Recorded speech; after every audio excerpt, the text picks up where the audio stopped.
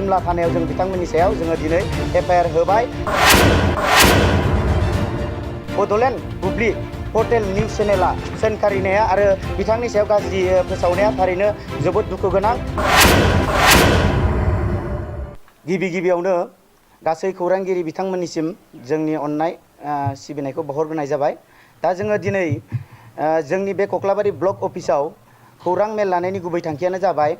मैया 8 मे खालि जोंनि बारग' चिफ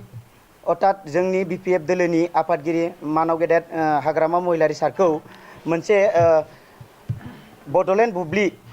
निउज पर्टेलाव बिथांनि सायाव गाज्रि सोंखारिनायखौ जों नुनो मोन्दों। दा बिथांमोना बे चेनेलनि गेजेरजों हाग्रामा महिलारि बिथां सारखौ 17 बोसोराव बर' रायजो राजाखौ थगायना सोबख'ना जानायनि फाब आरो स' दाय गैयै सुबुंफोरखौ जिउ फोजोबनायनि फाब होननानै बिथांमोना माने बे निउज चेनेलनि गेजेरजों फोसावदों। थारैनो बे निउज फोसावनायनि सायाव जोङो दिनैयो कक्लाबारि ब्लक इउथ UPPLआ बिथांमोनखौ सोंखारियो आरो बिथांमोननि एगेन्स्टआव जोङो दिनै कक्लाबारि ब्लक इउथ UPPLआ जोंनि नैबे जोंनि साखाथियाव थानाय जोंनि थाना अर्थात सिमला थानायाव जों बिथांमोननि सायाव जोङो दिनै एफआइआर होबाय आरो बिथांखौ जोङो बे खौरां मेलनि गेजेरजों जों बिथांखौ जोङो खावलायहरनो सानो जाहाथे इयुनाव बेफोरबायदि जाहाथे गाज्रि एलिगेसन जोंनि सायाव लाबोआ आरो जोंखौ जाहाथे बेबायदि सोंखारिया आरो सासे जोंनि मानाव गेदेर हाग्रामा महिलारि बिथाङा 17 बोसोराव आरो बे ओरैबायदि मोजां खामानि मावबोदों आरो ओरैबायदि डेभेलप खालामबोदों आरो जोंनि जाथिनि जानानै बिथाङा सेक्रिफाइस खालामबोनाय सासे सुबुं आरो बिथाङा जाहैबाय BTC खौ सोरजिनाय आरो BTC नि सासे सागानगिरि अर्थात बेखायनो बिथांबायदि मानसिखौ बिथांमोनबायदि जेनेबा बड'लेण्ड बुब्लि पर्टेल निउज चेनेला सोंखारिनाया आरो बिथांनि सायाव गाज्रि फोसावनाया थारैनो जोबोद दुखु गोनां आरो बिथांखौ जोङो दिनैयो बे निउज चेनेलनि गेजेरजोंनो जों खावलायनो सानो जाहाथे बिथांनि सायाव दा सोलिबाय थानाय गभर्नमेन्ट अर्थात आरो आसाम गभर्नमेन्ट बिथांमोन निउज चेनेलखौ हायोब्ला बिथांमोना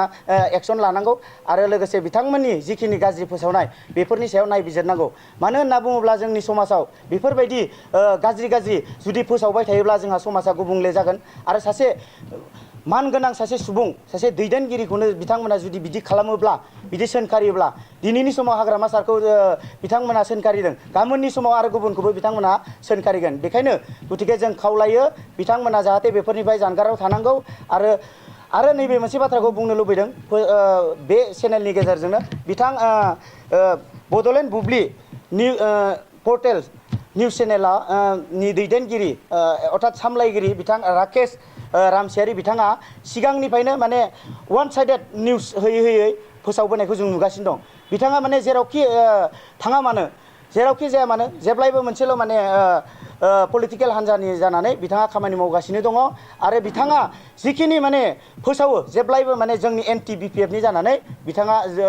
निउसखौ फोसावबाय थायो। जाहाथे मोनसे निउज चेनेल जानानै जाहाथे एकदम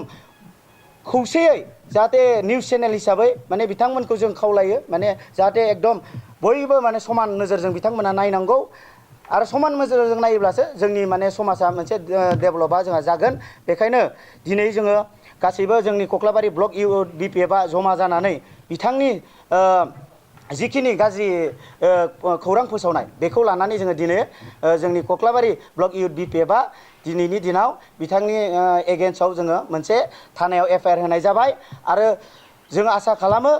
बे एफआइआर होनायनि गेजेरजोंनो बिथांनि सायाव माने एक्सन लागोन जों बेखौ मिजिंथिबाय। बेखिनियानो।